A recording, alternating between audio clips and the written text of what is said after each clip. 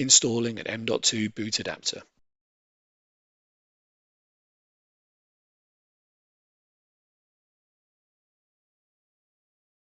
Insert the M.2 boot adapter into the chassis. Fasten the screw to secure the M.2 boot adapter to the chassis.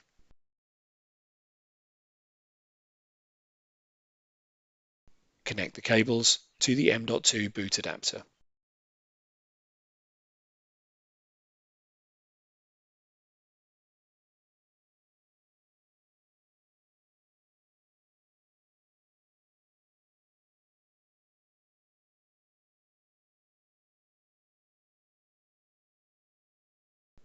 Reinstall the M.2 drives to the M.2 boot adapter.